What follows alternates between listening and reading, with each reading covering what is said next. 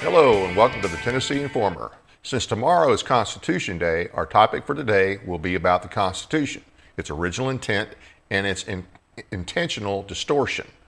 We are grateful to have with us today Joe Wolverton II, JD. Joe is a constitutional law scholar, author, and educator with a significant focus on the philosophical roots of American government, the framing and form of the U.S. Constitution, the intended form and function of federalism, as well as the Founding Fathers' philosophies. He's been a professor of American government for over 20 years at high school and university levels, aiming to educate students on the principles of liberty, the Constitution, and the role of government. He also holds a Juris Doctor degree from the University of Memphis, has practiced law, focusing on constitutional issues, and is the John Birches Society Constitutional Law Scholar. He leads the effort to educate and promote important constitutional principles. He's also been involved in journalism and writing, contributing to publications like The New American, providing content on constitutional matters, states' rights, and surveillance issues, with several books on constitutional issues to his name, such as What Degree of Madness, Madison's Method to Make America States Again, discussing methods recommended by James Madison in Federalist 46 by which the states and the people should assert their rights against federal overreach. The Founder's Recipe, an introduction to the writings of the 37 authors most often quoted by the founding generation, reconnecting modern readers to the intellectual sources and influence that the founders were influenced by. Article 5, Guide to the Citizens and Citizens Legislator, continuing the John Birches Society's decade commitment to publishing historical and constitutional truths, emphasizing the plain language of Article 5. Now, he's not advocating for Article 5. He's telling us why it's a bad idea. The Real James Madison, a biography which provides insights into Madison's life and includes Madison's lesser-known Republican essays. And we're really glad to have him with us today.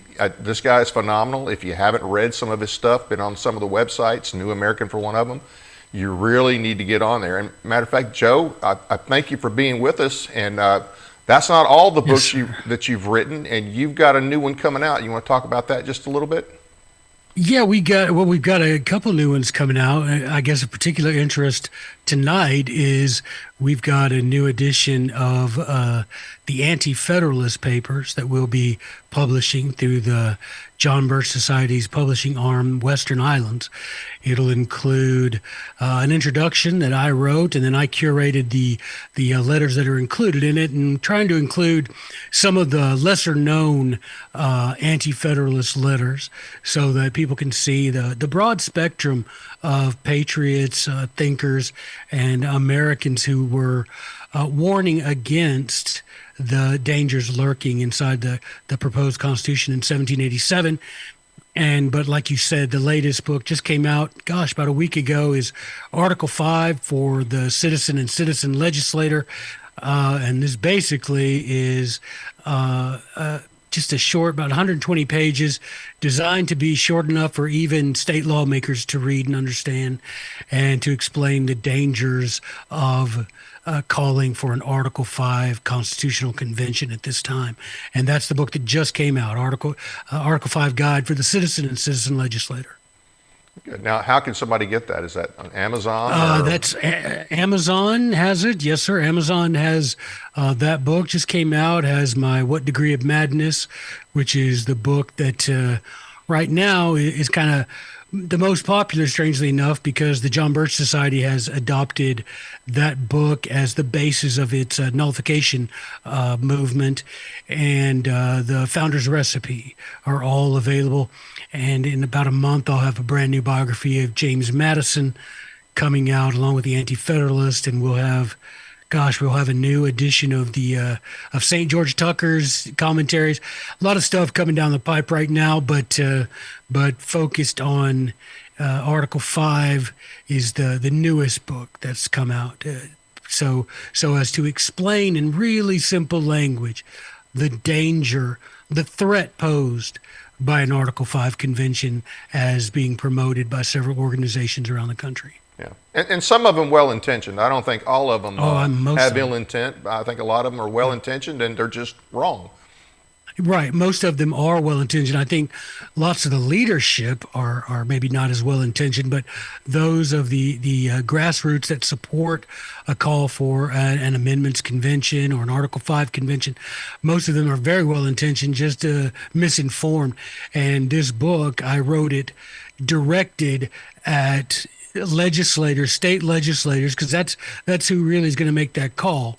And I wrote the book directed toward them. I kept it short, lots of bullet points in the book, just so that state legislators could actually have a resource that they could quickly read and digest that would expose to them the dangers lurking that are often glided over or hidden from them purposely by those who come and testify in front of committees.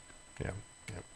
Well, looking forward to reading that one. Now, the founders, a lot of times I think we think the founding fathers were all one big happy family. Right. They all definitely deserve our credit and praise for what they did as far as the revolution goes, from the Declaration of Independence on. And so they all deserve our respect for that. But they didn't necessarily have the same ideas about what our Constitution should do. And you mentioned the Anti-Federalists, and of course there's the Federalists. Talk a little bit about the Federalists and the Anti-Federalists and their differing views on what they wanted the Constitution to do. Well, I'll tell you, it's a moving target, to be honest with you, because a lot of people want to believe certain things about certain founding fathers. They want to believe those things, and sometimes those things are accurate, and sometimes they're not so accurate. And the best way to find out, of course, we live in an era where you can just go and you can find online for free, pretty much 24 hours a day, the very letters and papers written by the founding fathers. You can go to Founders Archive. I always tell everybody, please, before you go running your mouth about James Madison said this or George Washington thought that, please go to Founders Archive, put in that subject, and see what those men had to say. And when it comes to the Federalists and Anti-Federalists, the first thing you need to understand is when it comes to the Federalists, people get a little confused because after the Constitution was ratified, there developed a political party called Federalists. And that's not the same as those people before the Constitution was ratified who were called Federalists, called themselves Federalists. They weren't so much a political party as they were people. The Federalists, you could define them before the ratification of the Constitution of 1787.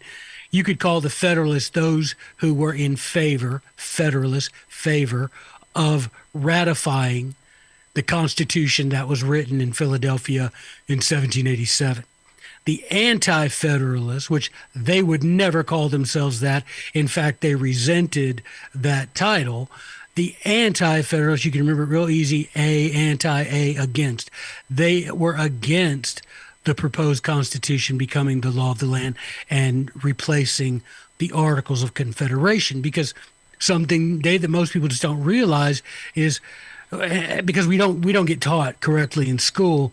The Articles of Confederation were, that they were the capital C Constitution, right? That was our first Constitution. It was the law of the land. It was ratified by the states, just the same as the Constitution of 1787. And it was repealed, essentially, replaced by the Constitution of 1787. But so the Anti-Federalists were like, wait a minute, we have a Constitution. We can't just replace that just because we want to, because powerful people think we should. And you had, a lot of the Anti-Federalists said, beware the power of celebrity, beware the power of names, right? Because you had George Washington, James Madison, Alexander Hamilton, Ben Franklin, James Wilson. You had some, varsity squad founding fathers who were in favor. So they were Federalists. They were in favor of this Constitution of 1787. But then you had some other varsity squad founding fathers, George Mason, Patrick Henry among them, who were against the Constitution of 1787. So when we're talking about Federalists, we're Federalists as in Federalist Papers. we're talking about those group of men who were in favor of ratifying the Constitution of 1787. And the Anti-Federalists were those founding fathers who were against the ratification of the Constitution of 1787. Now, some of the Federalists probably supported, I know Franklin made reference to this, he had his concerns with it, but he didn't think we would get anything better. Right. And I know that at least some of the Federalists, they were more of a big government type. And I don't mean big government compared to what we have today, but they wanted a strong central government, a strong federal government. I would really suggest that any of your listeners, viewers, go and look up on the computer and read the record of the Virginia Ratifying Convention. And the reason I recommend Virginia is because you had so many of the big names in one room. You had Patrick Henry, George Mason, James Madison. You had them in one room, Edmund Randolph. You had all these guys in one room, right? Those guys were all from Virginia, and they all had opinions. And something that you'll notice is it is common for the Federalists, who I would say the intellectual leader of the Federalists was James Madison. The emotional leader was Alexander Hamilton in New York, but the intellectual leader of the Federalists was James Madison, a Virginian. And so, of course, in the Virginia Ratifying Convention, you had, you talk about the rumble in the jungle. You had Patrick Henry versus James Madison going toe-to-toe for hours at a time without notes, without teleprompters, reciting bits of Greek and Roman history and going at each other. I mean, respectfully, of course. They were both gentlemen and noble, and going at each other respectfully, but really explaining their positions. And James Madison's position was that if the 13 states did not bind themselves together more closely in a tighter central government, that they would get eaten up eventually by foreign powers, whether it be France or Spain or England or Holland, that eventually, if we didn't bind ourselves tighter together as a union, that we would split apart and be swallowed up by a foreign power. Whereas you had Patrick Henry that said, we just defeated one of the world's most powerful empires using the Articles of Confederation as our document of union, and we came out of it just fine. So there's no need. And he pointed out, Patrick Henry said, this Constitution that y'all have written in Philadelphia will swallow up the liberties of the people and will end up in creating one giant consolidated government. And so he warned about that. And James Madison, to his credit, says, no, that has happened in the past, but Americans are different, and we're more virtuous and we're more well-versed in history, and we won't let that happen. But as you and I know, standing at this end of the corridors of time, Patrick Henry was right. The government of D.C. has grown out of hand and has indeed all but swallowed up the sovereignty of the individual states. Yeah. And Madison changed his mind not that many years after. Well, people say that he changed his mind. I don't think he changed his mind. I think that he was a man of principle. And he saw that designing people, as he would call them, designing men in different states, had the idea of building a consolidation upon the foundation of the Constitution. And he says this is not what was intended. A consolidated government. In fact, he says in Federalist 39, 45, 46, Madison goes out of his way to explain that a consolidated nation was not created by the Constitution. Rather, it was a confederation of independent, sovereign republics. And he goes out of his way to explain that. But later on, when people like John Adams and Alexander Hamilton specifically tried to, use the Constitution, abuse the Constitution to try and misinterpret it and wrest it, as they would say, W-R-E-S-T, tried to wrest it into creating an opportunity to build a consolidated government. Madison and Jefferson took pen in hand and wrote the Virginia and Kentucky resolutions, respectively, laying out. And I'm going to tell you, if your viewers and listeners today do nothing more after watching this episode with you and me tonight, if they do nothing more than go and read the Virginia and Kentucky resolutions, they will learn more about the government, the intended government established by the Constitution, than they will have learned in 4 years of high school and 4 years of college. They will learn more tonight in an hour, in 15 minutes of reading those documents than they ever learn in every textbook ever published in this country since the Marxists took control of the education in the 1850s. Not the 1950s, the 1850s. Oh, yes, sir. In 1848, when they failed to establish Marxist governments in Europe, the 1848ers came to the United States and joined the Union Army. Just check the rolls, check the names of the generals in the Union Army. You'll see what I mean. Yeah. We could do a whole other show on that, and I know there's a lot of people that don't know anything about that, and I know there's a lot of people that are going to be in shock when I eventually do that show. Well, there are whole books that have been written about that subject. But with the Federalists, like I say, they did support a stronger central government. Now, back to Madison, I've heard different things. I've heard different people have different takes on Madison as far as whether or not he changed his mind. Now, I think he definitely changed his mind about what he originally told Patrick Henry. And I think he realized, okay, yeah, these things that he said are true. Now, later on, there's some people that say that, he flip-flopped back and forth between then and later on in his life. I get different takes on that. So I don't know. But people say that about nullification, right? That he changed his mind. Right. A lot of the con guys like to say, well, Madison changed his mind on, no, he didn't change his mind on nullification. What he said in this famous document that they quote, wherein they claim that Madison refutes the right of nullification of the states, Madison said one state cannot nullify for another state. That is to say, Tennessee has every right to say this act of the federal government is null and void inside the sovereign borders of the Republic of Tennessee. That doesn't mean that has no effect on the Republic of North Carolina or the Commonwealth of Virginia. Right. That's what Madison said. See, and they misinterpret that. He wasn't saying that the states don't have the right.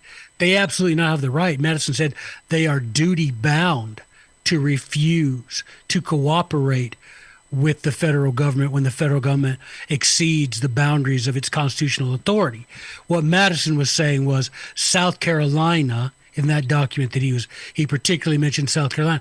South Carolina cannot nullify a federal act and have it enforced throughout the Union. Right? He was saying South Carolina's nullification is good for South Carolina. South Carolina's nullification does not destroy the Union. Right. Even if South Carolina wanted to leave the Union, there'd still be a Union. Yeah. Is what he was saying. And he was right about that. And so I don't know why that's hard for those. Well, I know why they claim it, because it suits their narrative. Because if you view it with an objective eye and you read Madison's words and you read the document in context, you see that he didn't change his mind. He simply said, South Carolina nullifying a federal act, even the act of South Carolina, if they were to secede from the Union, has no effect on the perpetuation of the Union. It's still intact, and every other state has the right to interpret acts of the federal government as they see fit. Right. And that's what we want to have happen, because people who want to live in socialist hellscapes, they can do that. And people that want to live in republics where the Constitution is supported because the Constitution is enforced, they can come and live here in Tennessee. Right. Right. And we're definitely going to talk about nullification some more as we get along. But I want to go back. You know, the Federalists were the strong for the strong central government. The Anti-Federalists were very afraid of what was being proposed, and they some certain things that they pointed out, certain clauses in the Constitution were ones that they really pointed to and said, "Hey, this here's what we're concerned about." So let's kind of hit the high points on some of those. Yeah, general welfare. That was one of the ones they're like, hey, now, general, what, Patrick Henry, what the heck does what does that even mean? What are the boundaries of general welfare, right? What are the boundaries of necessary and because he said, my right honorable friend, referring to Mr. Madison, he said, I don't have any doubts about how James Madison, how circumscribed James Madison would be in his definition of necessary and proper and general welfare. He said the problem is how someone who isn't James Madison is going to interpret those phrases. And so he would say general welfare and necessary and proper. He said between those two phrases, you grant to the federal government power over everything that how's the phrase? He said everything dear to human existence. That's true, and that's and he's right. He's right. That's before you even get to the supremacy clause, which was another concern. That as a supremacy clause. Now, a lot of the founding fathers, you won't find as many of the anti-federalists criticizing Article 6 as you do general welfare, necessary and proper, and the taxation clause, because they understood the phrase, in pursuance thereof, But again, you do have anti-federalists saying, "Come on, it's one thing to get," and this feeds into my opposition to an Article 5 convention today. I feel like Patrick Henry, I wouldn't have a problem if we had an Article 5 convention and James Madison and George Washington were sitting there and men like that.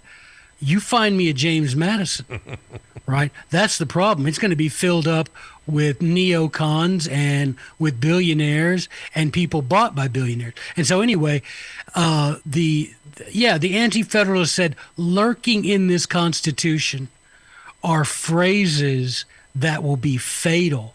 I mean, Patrick Henry said, right, this is a tyranny in embryo, He called it that. He's like, this is a tyranny in embryo. This is going to end up growing from this little embryo, growing into a full-grown tyranny and having power to swallow up the liberty of the people and to consolidate the states into one.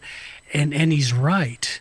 And, what's funny is you get people at the time of the founding, foreigners who observed that the Constitution did not consolidate the states into one nation, and they were congratulating some of the founding, John Adams, for example, Benjamin Franklin.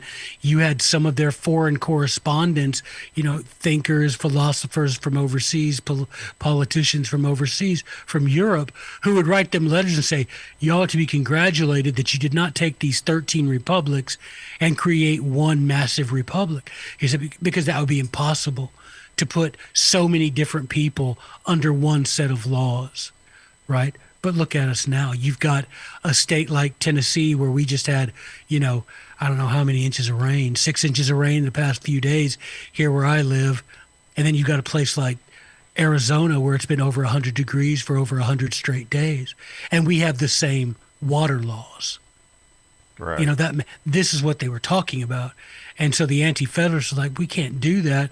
Even at a time when it was just the 13 original states, they were warning, we're too different now. Yeah. So can you imagine if they were to come back and see 50 states as distinct and different as we are now, being forced, and it's literally forced, right, to obey a federal force that has a standing army at its command, and that not only do we not stand up to an empire, which is what it is, right? That our founding fathers saw a tax of a few pennies, like they famously said, a fortune for defense, but not a penny for empire. And this is what's happened to us. We're forced to pay half of our. If you don't, and you don't even pay it, the government just takes over half your wages. And if you don't, you're thrown in a cage. Yeah. And this is where we are. And so you read the Anti-Federalists, and you're like, why did they ignore these guys? And that's the question that everybody seems unable to answer. And the answer is, it's not that they were ignored. And this is what I write in my introduction to this new edition of the Anti-Federalist Papers. They just weren't organized, Dave. They weren't organized. The Federalists, they were organized. They said, these three guys are going to do the writing for us. We're going to put them in these key newspapers, and we're going to do it every week, come hell or high water. And the Anti-Federalists were not organized in that way. And so they weren't able to communicate their message consistently to a target audience. And that's why because their message historically was right on, as we can see now, this far down, this many centuries down. But now the Federalist Papers were not the only, those were not the only papers, the pro ratification. You had James Wilson, you had Tench Cox. I'm never sure if I'm pronouncing that name right. Tench Cox, yeah. And you had others, and I know that the Federalist Papers were originally written for a New York audience, but the arguments are all the same, pretty much, right? Well, they were written for the New York Advertiser, but the thing is, with James Madison involved, Hamilton and Madison knew. I mean, because you've got to go back. See, this is the thing. You've got to go back, and you've got to realize that you've got to go to the Annapolis Convention. You've got to go to the Mount Vernon Conference. And you had Madison and Hamilton and George Washington at Mount Vernon. And these guys were pushing for this early. And so there were other people who supported the ratification of the Constitution of 1787 and wrote letters favoring it. But you've got to go back a good 3 years earlier to where Madison and Hamilton had correspondence saying, let's do this.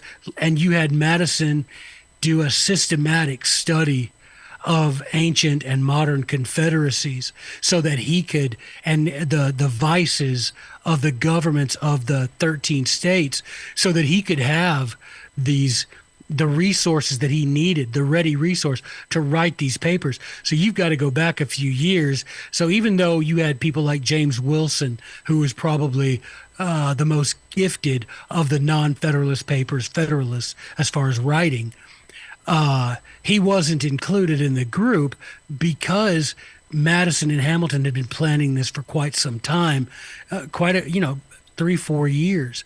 And so, yes, you do have other Federalist papers, but when it comes to the capital F, capital P Federalist papers, these guys, and you can go look every week, no matter what, you're going to get, and it's going to be reprinted in other news. It'll be in the New York Packet, it'll be in the Independent Gazette, but it'll be reprinted in Virginia because Madison and Hamilton knew, as go Virginia and New York, so goes the country, right? Because those were very influential states, and you can, just look at the first 5 presidents, right? All but one of them were Virginians, and that's, and so they wanted to make sure we got to have a Virginian writing these, and Madison, you can't beat him for his prowess and his prose. Well, and they showed up at the convention with a plan to present. So they didn't all get together and, okay, let's hash this out. What are we going to do about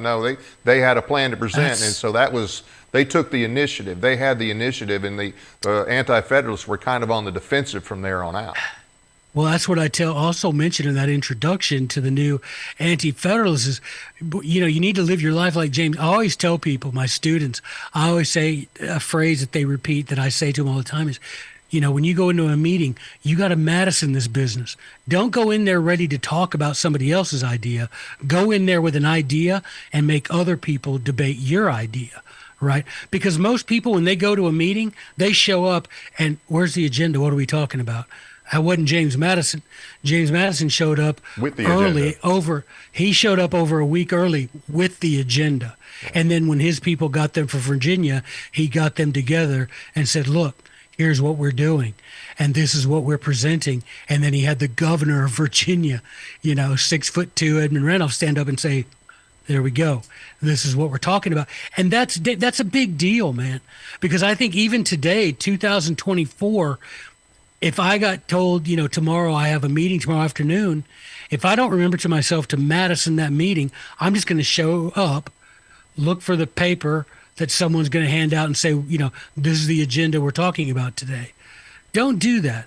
If someone's going to have a meeting and saying, hey, we need to have a meeting about how we can encourage states to reject unconstitutional acts of the federal government, don't go in there ready to discuss it. Go in there with something printed, handed out to everyone who's going to be in the meeting, so they're discussing the thing that you wrote. Right. And that's where the Federalists came off like champions, because you're right. The Anti-Federalists at the convention were caught flat-footed. And you can see that in day one, because it almost failed day one. Because when Randolph handed out that copy of what we call the Virginia plan, you had people saying, no, sir. Elbridge Gerry said, no, sir, I don't have the authority to discuss. You had the delegation from South Carolina, the delegation from North Carolina, the delegation from New Jersey. You had several people saying, no, sir, we don't have the authority to create a new government. We're here because you can read the congressional resolution from February 21st of 1787, where it says in May, you may meet in Philadelphia, right, in May, with the sole and express purpose of recommending amendments to the Articles of Confederation. And then those recommendations will be sent to the state legislatures for their consideration. And if all of the states unanimously agree on the changes and Congress agrees, then those things will be added to the Constitution, meaning the Articles of Confederation. So you had day one, when that Virginia plan landed on that desk, and you can all go to that very room and see that very room today. And when Edmund Randolph stood up and passed out those copies of the Virginia plan, several of those men, and you can see several of them went home. And the delegation, that's why Alexander Hamilton wasn't allowed to vote or sign the Constitution. Now, he signed it because he was friends with Washington. Washington at the very end said, yeah, come on up and sign it. But Alexander Hamilton was not allowed because the requisite number of delegates from New York were not present, because they said, we do not have the authority to create this new government. And so when you look, if you go and see a facsimile copy of the Constitution, something you'll notice is Alexander Hamilton's signature is very small because he had to squeeze it in. Because he was technically, according to the rules, not allowed to sign that document, because the delegates from New York had headed home and said, no, sir, we're not participating in this. And that first plan was very much a top-down plan. If I remember right, it had, the Congress would be able to veto state laws and things like that. And that was another one of the big objections. Another one of the big objections of the Anti-Federalists was eventually became Article 3, because along with the Supremacy Clause and the Necessary and Proper Clause and these other clauses, they're like, now you're going to give the judiciary all this power. So there was a lot of concerns for what was being proposed. I mean, and they were right to be concerned. And, but this is the thing that people have to understand. You've got to give, I don't give Alexander Hamilton any credit, because I think he was deceitful. I think he was purposefully perfidious in what he did. He didn't have a state, you see. Alexander Hamilton was from St. Kitts and Nevis. He was. I won't say what John Adams said about him because I'm a proper gentleman from the South. But John Adams was a Yankee and said some Yankee-like things about Mr. Hamilton. But Hamilton didn't have a state. Thomas Jefferson called Virginia his country. Right. John Adams called Massachusetts his country. Well, Alexander Hamilton didn't have a country like that. And so he had this design to begin with, to create this empire where he could be somebody. Well, James Madison was already somebody in Virginia. George Washington was already somebody. I mean, they had parades for George Washington in London as a hero of the, French, what we call the French and Indian War, what they call the 7 Years' War. George Washington, they had a parade for him in London because he was a hero of the British Army. So you've got to understand that Alexander Hamilton had a different purpose, a different goal. But you got to give James Madison a pass because he explained, he genuinely, and again, you just got to read his words, and we live at a time where we can do that real easily. And so he really believed that the people of America were different. But now he believed we learned and we were going to be different. We were going to be more virtuous. We were going to cling so tightly to freedom that we would never allow. I mean, that's the reason my book is called What Degree of Madness? Because James Madison in Federalist 46 said, what madness mean crazy? How we'd never be that crazy. What degree of madness would grip the American people that they would allow their federal government to become tyrannical? He's like, it won't happen. And sadly, we didn't live up to that vision that James Madison had. Right. Well, I mean, the people in the states, they had a responsibility to make this thing work. But that's right. As far as what they ratified, because it was ratified by we the people through the states, you had to have, I think, ultimately you had to have 9 to ratify. Right. Which itself the Anti-Federalists hated, because the Articles of Confederation clearly, Article 13 of the Articles of Confederation clearly says any changes have to be agreed to unanimously by the states. And they moved the goal. Look, man, we've all played football. You know what it would be like if we started the game and the first half of the game, the goalpost was at the back of the end zone when we had the ball. But when the other team had the ball, they moved the goalposts up to the front of the end zone. We'd be a little upset about that. Oh, absolutely. And that's the way the Anti-Federalists felt. They felt, look, if we're going to change it, that's fine. We'll change it according to the rules we've set for changing the government. But they said, no, let's make it 9, because they knew darn good and well. I mean, that's the reason the preamble was changed. Yeah. Do you realize Gouverneur Morris on his own changed the preamble and not a word was said that we know of? Now, mind you, James Madison is the one taking the notes. So he's a little bit home cooking, as we say. Right. But it wants the original preamble, and you can go and look at the records of the convention. The original preamble said, we the people of the states of, and listed the 13 states. Right. Well, Gouverneur Morris in the Committee of Style is like, we the people of the United States of America. Because Henry they did not want to be embarrassed. Yes, they did. Patrick Henry called him on it. George Mason, lots of people called him on it, because that's a big difference. But what was his response, though? What was his response? None response. He did not have to respond. I mean, ultimately in his correspondence, now his official response as far as at the convention was no response, right? But in his correspondence, his response is, what's the difference? I thought Madison also responded to that. Madison did. Madison absolutely did too. I was talking about Gouverneur Morris. He's the one who wrote it. Right. Okay. Right. Oh, but Madison said that, and he responded in the Federalist Papers. Madison said that the people of that there's no difference, because the people of the states right. elected the people who came in, who sat in the ratification conventions, and therefore that was the people doing it. He explained it that way in the Federalist Papers, but that's not the issue. Right. The issue is the change of the moving of the goalpost from 13 to 9. Yeah. Yeah. You know, if we got to get 10 yards for a first down and y'all got to get 6, I'm not going to play a game with you. Right. But now to clarify, though, even though a lot of the things that were said in the Federalist Papers, especially by people like Hamilton, that basically explaining away the fears of the anti-federalist over things like the necessary and proper clause, general welfare clause, and these other clauses that they were concerned about. A lot of what was said hinged on a couple of things. Number one, an accurate reading of it. Number two, the thought that, well, the people in the states would never allow, like you said, what degree of madness for these kind of things to happen.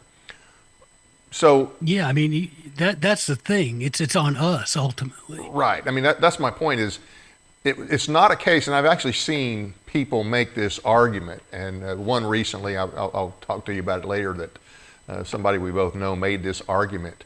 Well, you know, it said it in the Federalist Papers. You know, the Supremacy Clause, and it said necessary and proper. Basically, this open-ended argument that hey, you guys agreed to it because we said to, and the Anti-Federalists recognized that that's what you guys were doing. But the Federalist Papers were a response to the Anti-Federalists saying, look, you're wrong about your fear because of X, Y, and Z. And not, not just, well, the states and the people will never allow it, but they pointed out specific reasons why. For instance, Supremacy Clause. The laws have to be in pursuance thereof. And you've only got the Article 1, Section 8 powers. I don't know if I have that one up there or not, but so... it's articles, that's the so-called supremacy clause. Well, look at that clause, though. I mean, look at the clause. And the Federalists, even Hamilton, rabid nationalist that he is. Right. Hamilton in Federalist 28, and gosh, I'm blanking on the other one, 69, he says that... You're forgetting a key, clause there. In pursuance thereof, right? The Constitution is, as long as the federal government acts in pursuance, that is to say, in accordance with the powers granted in the Constitution, then the laws of the United States are supreme. But there's not a single man sitting in that room in Philadelphia on September 17th, 1787, that would have voted, except for maybe Hamilton, who would have voted for a constitution that said everything the federal government does is supreme to that of the states. Right. We would not have the constitution we have today had that been the understanding. And people, some of our mutual friends should know better. Yeah. Well, but no, really, that argument right there between that and the judicial supremacy idiocy that we hear all the time, those two things right there are what 99% of the lawyers and judges will tell you. Which how can makes you have makes the rest of the Constitution moot. I mean, your Bill of Rights are moot. Any limitations are moot if that's the interpretation. But that's where we're at today with the lawyers and the judges. It creates what Jefferson said. He creates a black-robed oligarchy. It means that 300 and whatever, 50 million, whatever we are now, people are ruled by 5 judges. Yeah. That's an oligarchy. That's hardly a republic. That's hardly, that isn't even a democracy, as some people wish that we had. You know, that's an oligarchy. 5 people telling you what is and is not the law isn't, and you know the arguments they make. Well, they didn't make the law, they're interpreting it. Well, sir, if I get to interpret what a word means, that's me defining the word for you, right? Right. If I tell you blue is red and you believe me, it doesn't matter what color blue is, that it isn't really red. If I get to define it for you, that's what matters.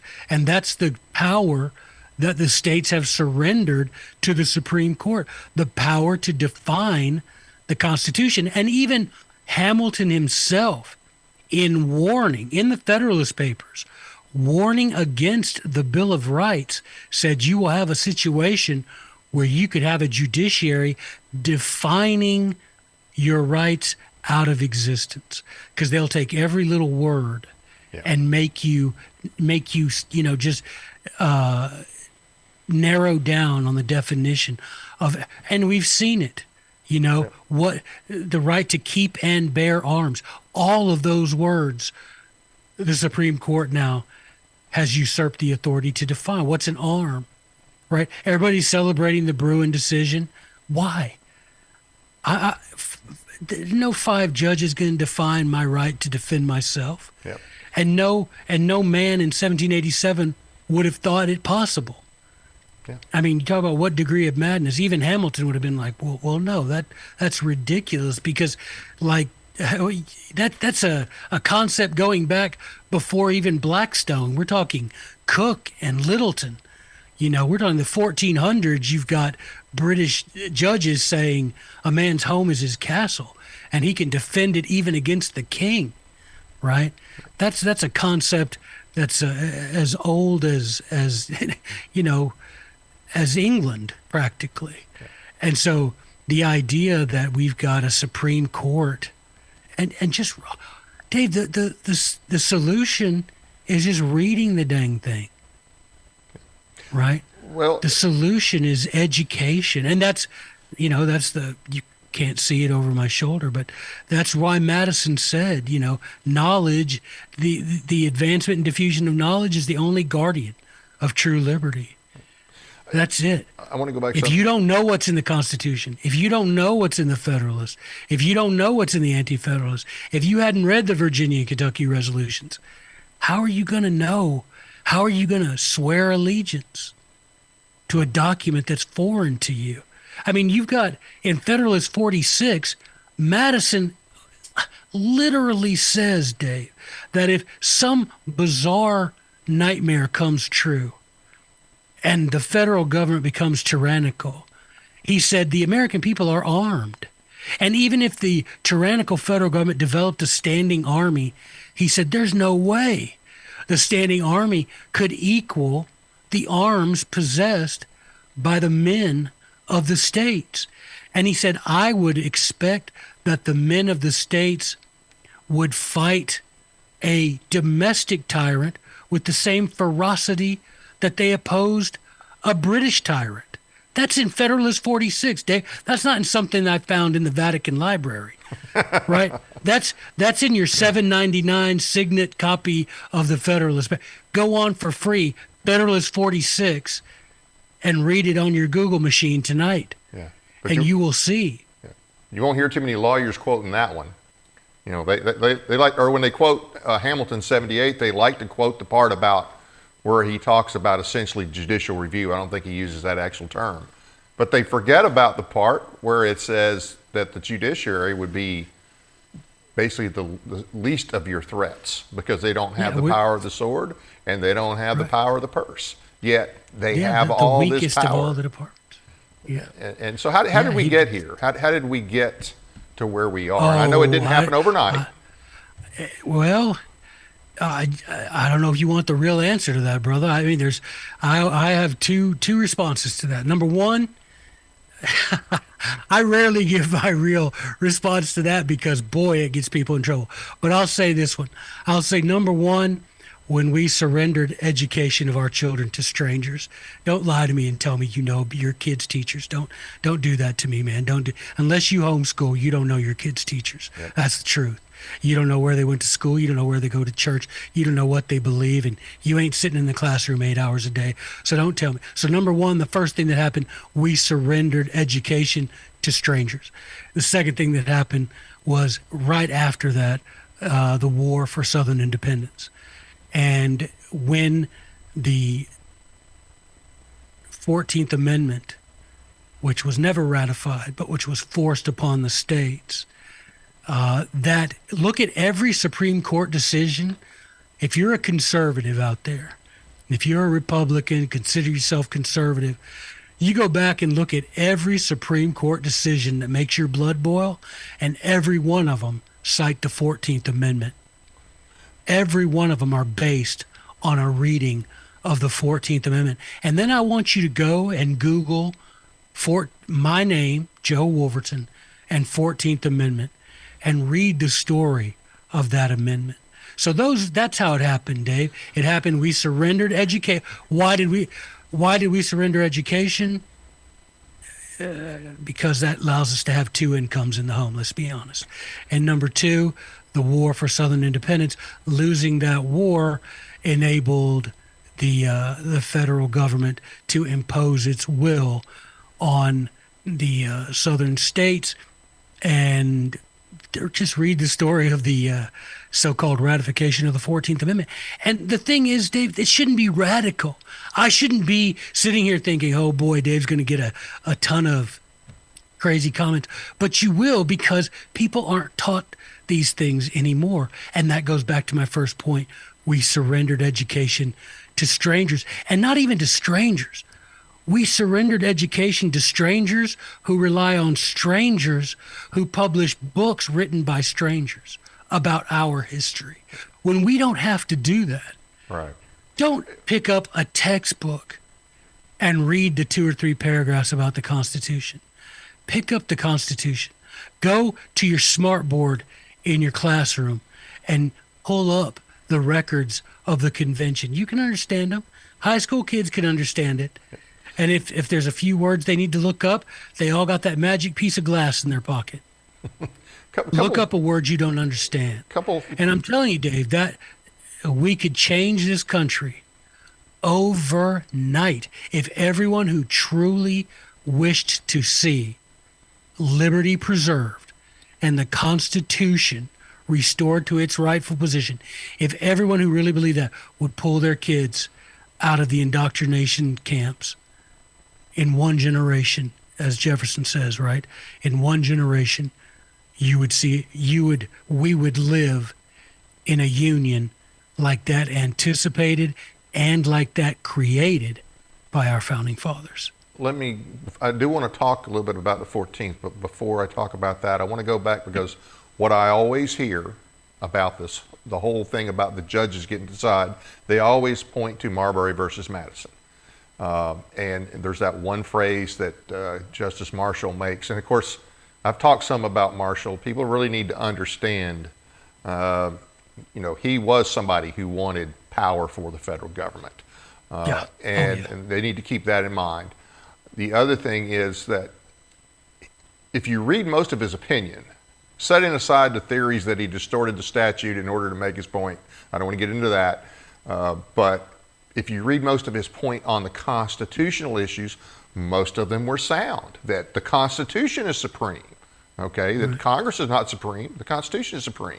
Just like the executive is not supreme, the Constitution. Well, the same thing would go, of course, go for the courts, but then he makes this comment about, it emphatically being the duty of the court, or the province, the duty of the court to say what the law is, and if a law conflicts with the Constitution, to declare it so.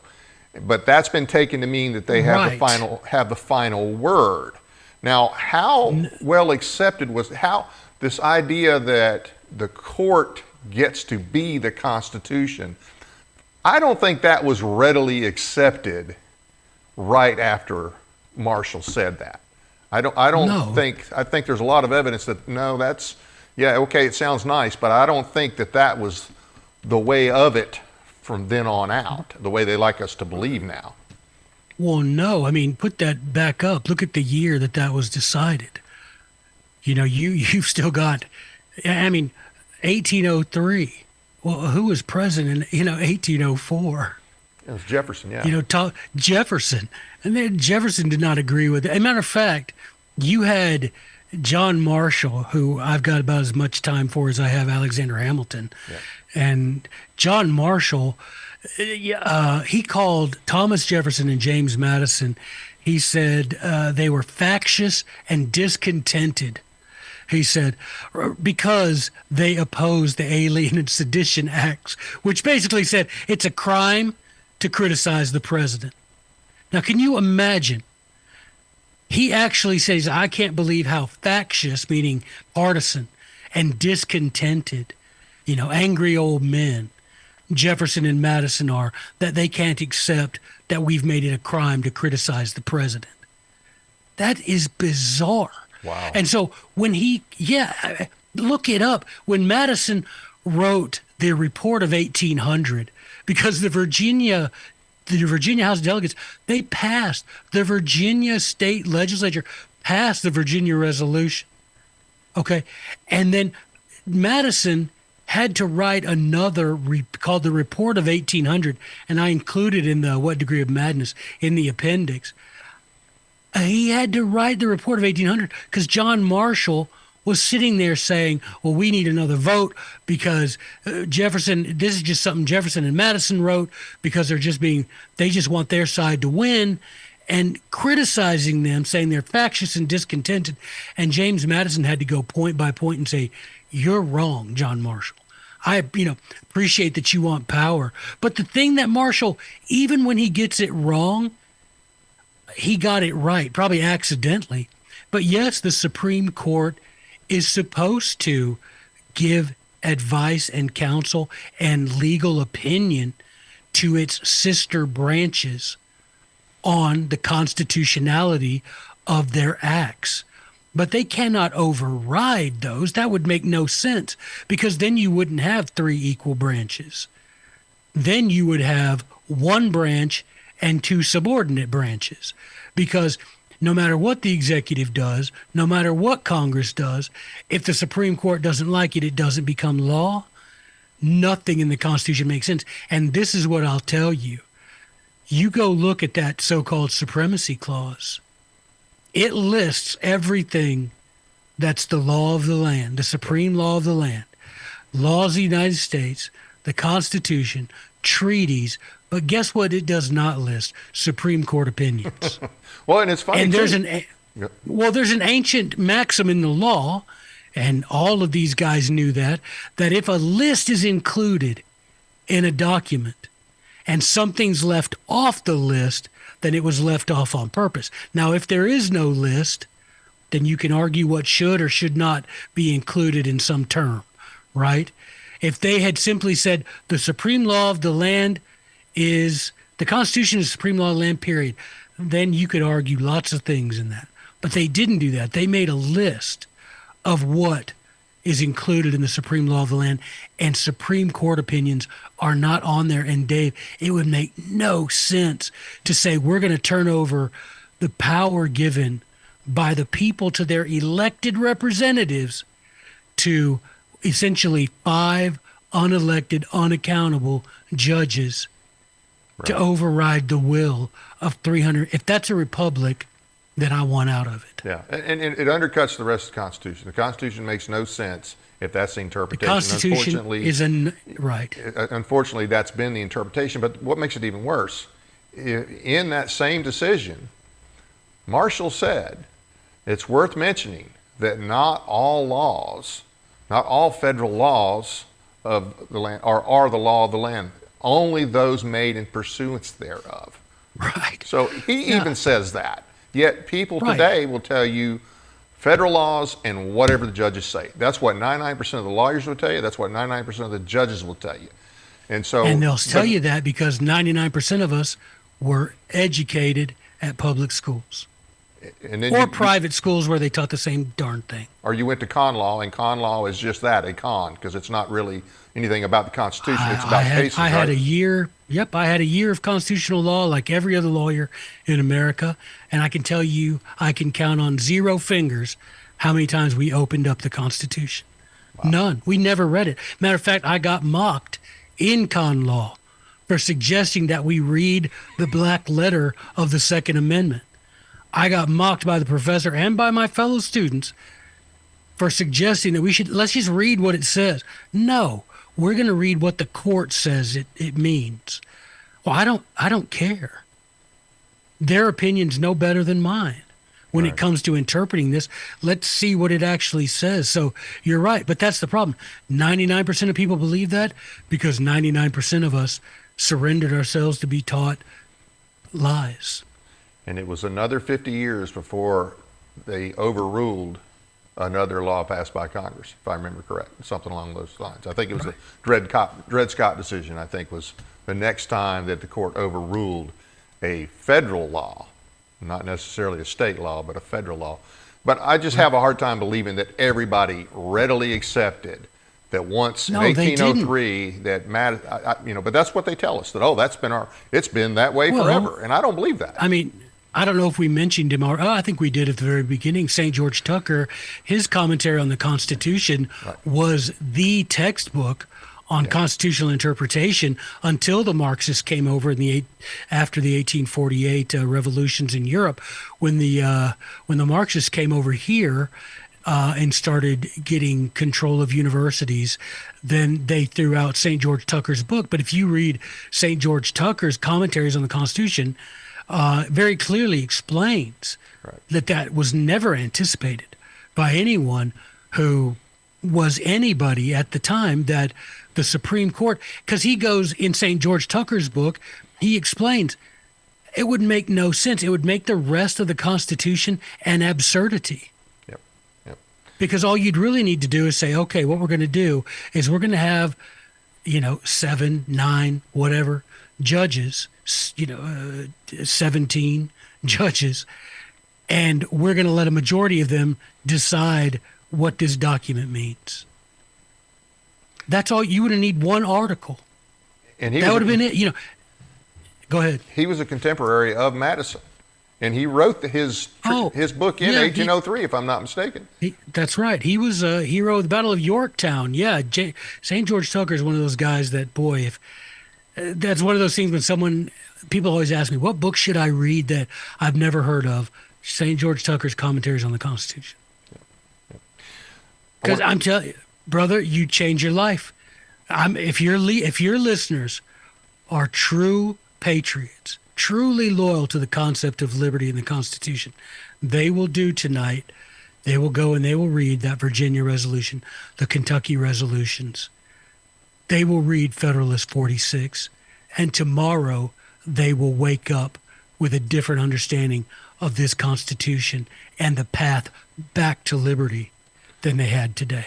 Let's flesh out the 14th Amendment a little bit. Because, oh boy, here we go. I know, well, I've read what the people who authored the amendment kind of intended it to be. Then there's the actual language of it, and then there's also the way that it was interpreted for about 60 years. All this incorporation stuff didn't really start till about the 1920s, correct? Right. The Bill of Rights, Congress shall make. The Bill of Rights was meant to bind the federal government. Right. I wrote an entire article because a very notable conservative author wrote something about how the pro-incorporation and the separation of church and state. And I took documents from the time and said, no, the Founding Fathers, the First Amendment was meant to bind the federal government for the purpose of preventing the federal government from interfering with churches that were official state churches, right?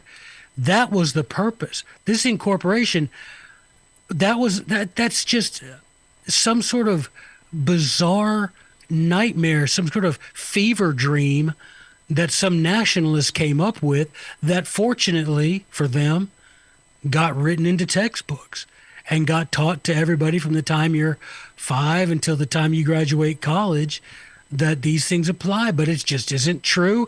And the Founding Fathers, again, go back in time and rewrite the first word of the First Amendment. Neither Congress nor the states shall make. Everybody would have walked out of that room. That's right, because they were all and about you had states. That's right. Read James Madison. Read the preamble to the Constitution, man. I mean, to the Bill of Rights. Yeah. Read the preamble to the Bill of Rights. Read James Madison's speech in the House of Representatives when he introduced the Bill of Rights. That's all. This is the thing that gets me, man. This is the thing that just makes me want to just, bite through a 10-penny nail. It's like, you just have to read. All you got to do is read the stuff from the time, and it will reveal all these things to you.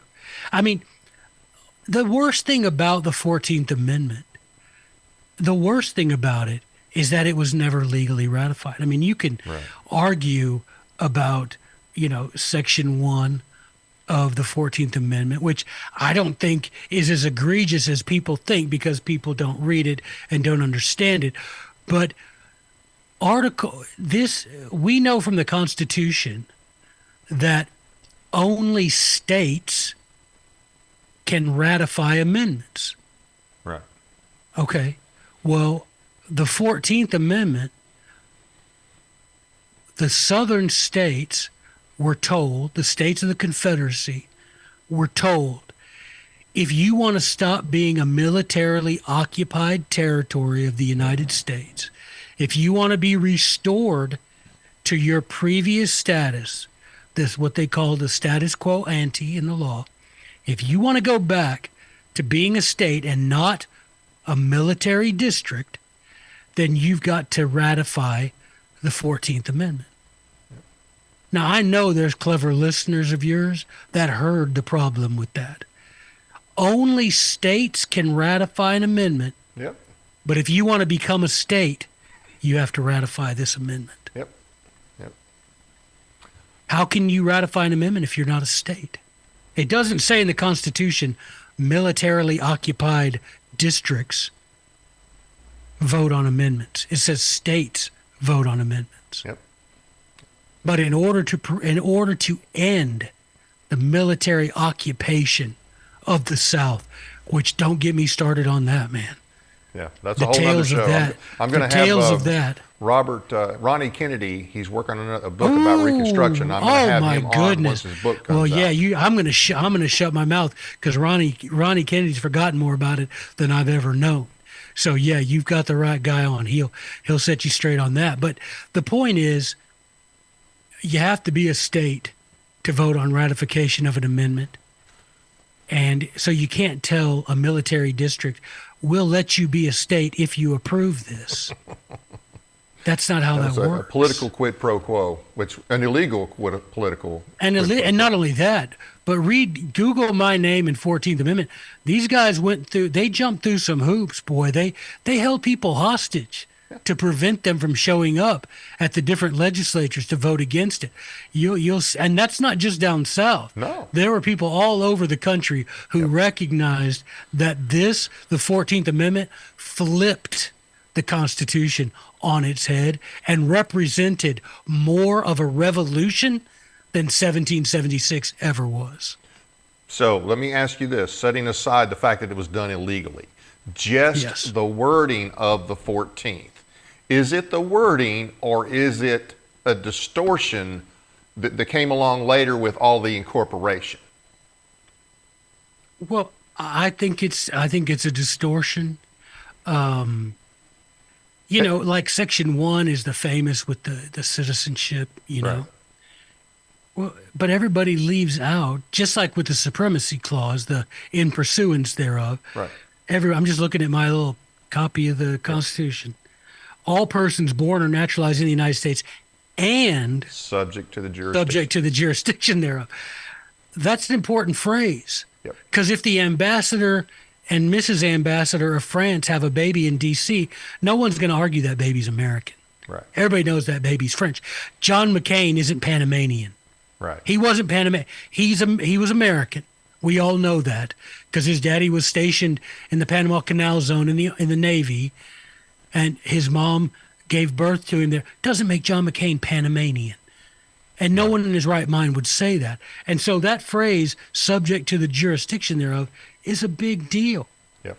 And so it's a distortion of the fort. But see, I feel weird talking. People ask me about that all the time, and I do talk about it. But it makes me feel weird because I feel like I'm betraying the fact that it was illegally appended to the Constitution. Right. Because if we're going to argue over it, and I know, and everybody tells me, Joe, you got to argue what's real, not what you wish was real. But it needs to be known. The history of it needs to be known. I would say argue what's accepted, because you're right. You're right about what you're saying. Right. It's real. But Unfortunately, reality is not accepted. That's the problem. Right. And to say that, because the original Constitution was the contract. And then to say, if you want the benefit of that contract, you're going to have to agree to, if you contract with a guy to paint your house blue and he paints your house blue, but then he builds a shed on your property where he keeps all his equipment, where he keeps his trash, and he tells you, in order for me to continue fulfilling my contractual duties, you're going to have to accept this after you've signed that you can't know. No judge in America would be like, well, I know that's terrible that you got to have this guy's trash stored on your yard now, but you did sign the contract. You would say, Your Honor, look when that contract was signed. Look at the terms of that contract. And he would say, do you know what? You're right. Yeah. And that trash would be removed and that guy would owe you money for your damages. And that's what happened with the 14th Amendment. You can't be a state and not be a state at the same time. It's an absurdity. Right. It is absurd, and we only buy into any of this because, sadly, as Jefferson warned us, right, you cannot be ignorant and free. Right. Because if you want what never was and what never will be. Yep. And we're ignorant, and so we're not free.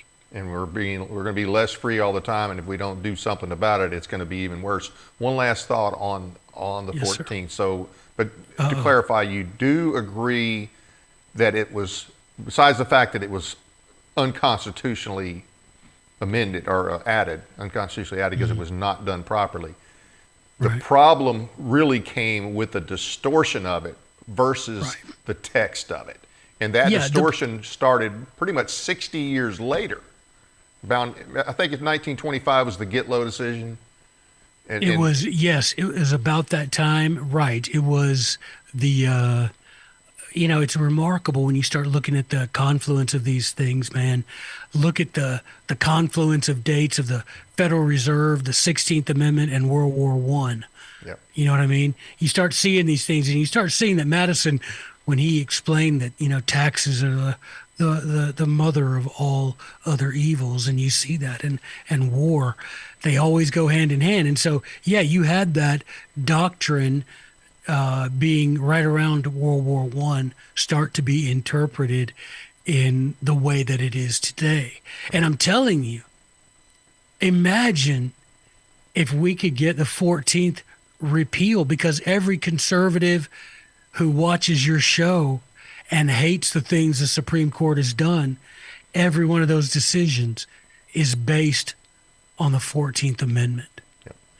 And if we could repeal the 14, 16, and 17, boy, I might not vote to secede if we could do that. So the proper remedy, and we touched on it earlier. So what is the remedy? I mean, obviously we'd like to repeal those things, but we're not going to get there overnight. Right.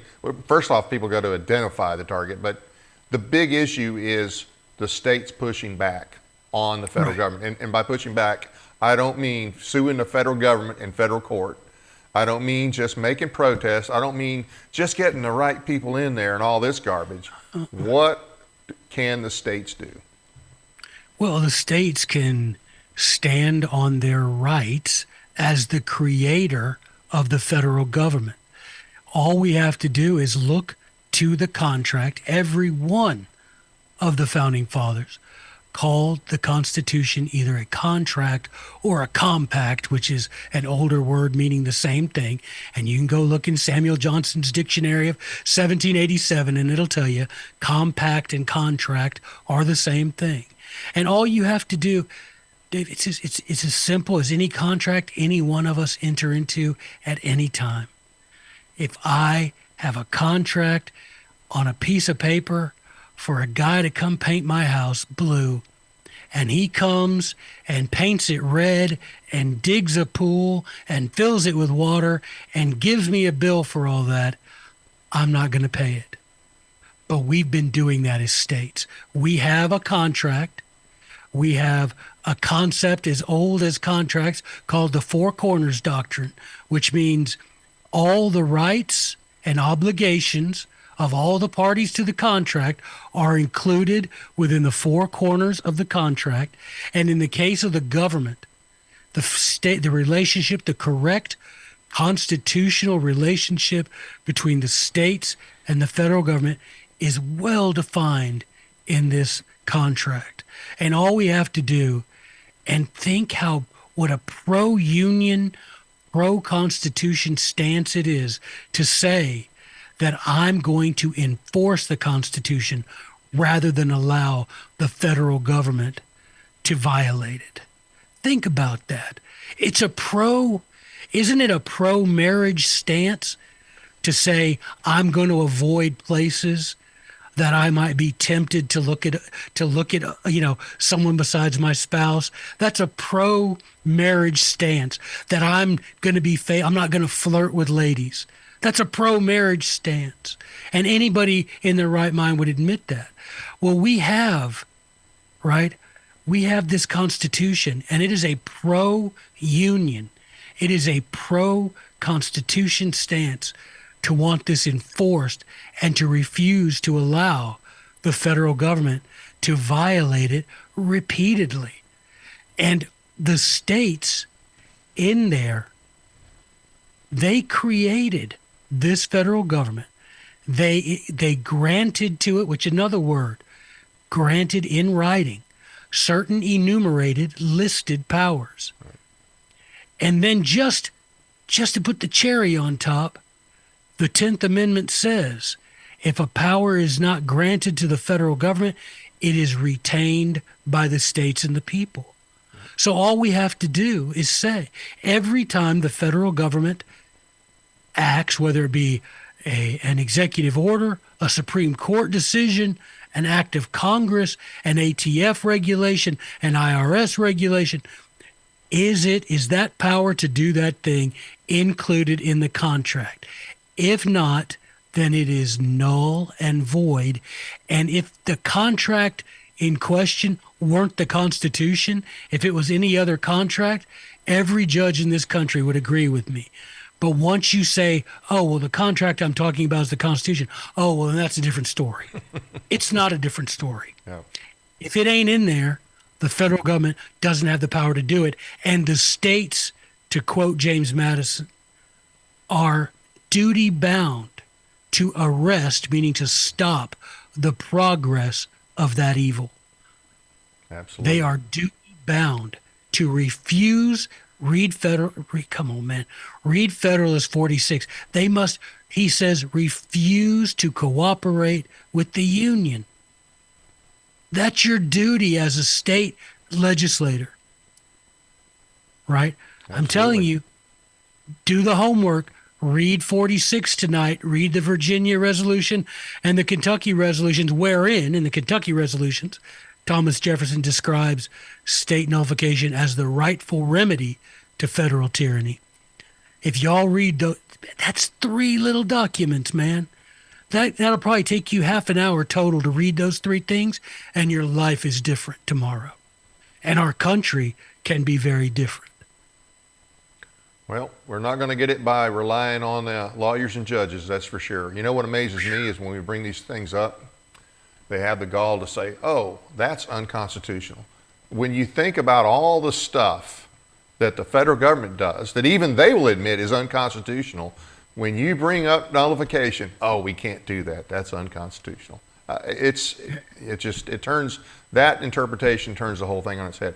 Hey, thanks again for coming on. I appreciate you taking the time and all you do. You have any closing thoughts?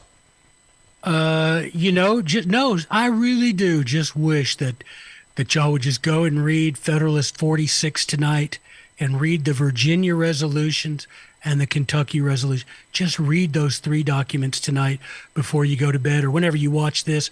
Read those 3 documents. And if y'all can commit to do that, I think that there's so many good patriots in Tennessee that we can be the standard bearer for liberty. You know, we can be the volunteer state. We'll volunteer to be the vanguard of liberty in this union. We can be the over mountain men again from Tennessee. There we go. There we go. Hey, thanks again and for all you do. I do have a few announcements and information about our guests next week in just a few minutes.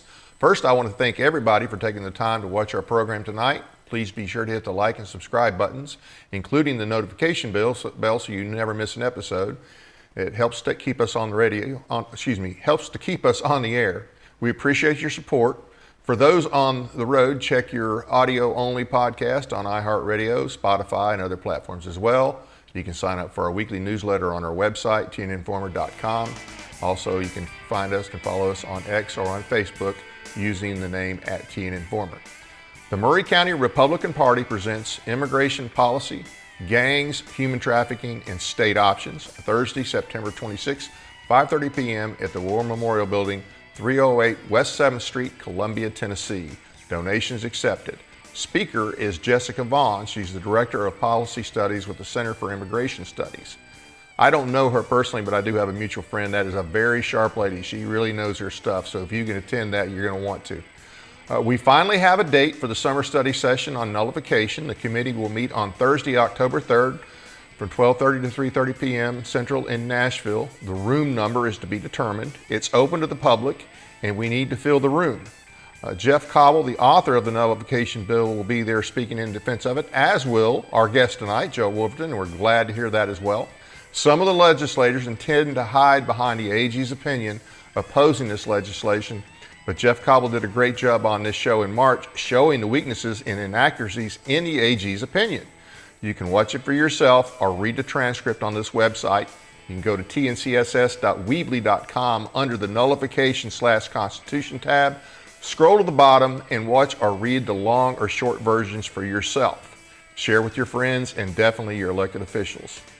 So since tomorrow is Constitution Day, that would be a good day to read it again, especially read the Constitution. Also read Federalist 46 and read the Kentucky and Virginia resolutions, as Joe mentioned.